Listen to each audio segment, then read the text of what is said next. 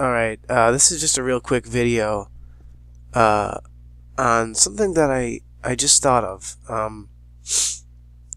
I was thinking about the Old Testament and how any rational person who looks at the Old Testament is going to see the actions of Yahweh, and they're going to say, well, wait, look, I mean, this guy supposedly killed 2 million people.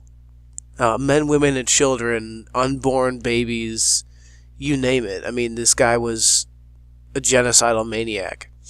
And so I thought, well, what would happen if you took these actions out of context and you put them into a book about a completely different figure?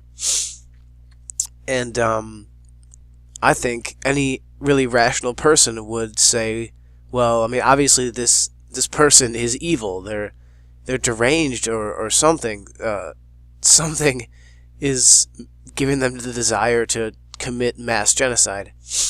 And so I was thinking about when you talk to Christians about such things, and you bring up to them that, well, wait, God commanded, the murder of like 60 different cities in one sitting, and there must have been unborn children in those cities.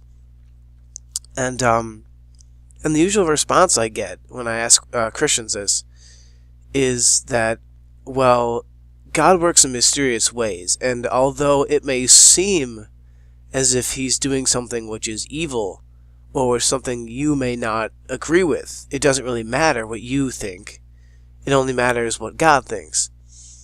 But the funny thing is that if that's the case, then isn't it strange that a rational person can only tell the difference between a deranged genocidal maniac and the one true, all-loving God by already having belief that that God is doing what's good?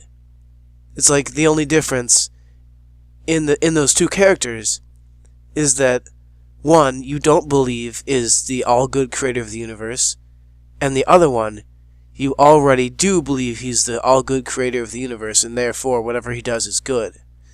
So really, the only true distinction is that you already believe that one of them cannot be evil. And so it protects you from accepting the reality of what that God really is. And then consider what that means in the terms of belief in such a God. I mean, these people must then know that this is the reality of the Old Testament, but then again, simultaneously also understand that the only reason that they don't consider this person a genocidal maniac is simply because they believe that he isn't. And unfortunately, most Christians that I encounter have already accepted Jesus, the nice character in the Bible, before they realize what Yahweh has actually done, and so it's a bit too late by then.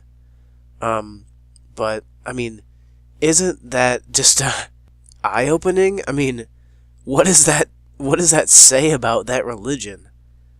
I mean, just when you really think about it, I mean, that is, it's absurd that someone could connect, genocidal maniac to perfect, all-loving God of the universe who loves all of mankind in a way that we could never imagine. I mean, it really does take a considerable amount of effort to connect those two polar opposites, and it always amazes me that religion has that ability.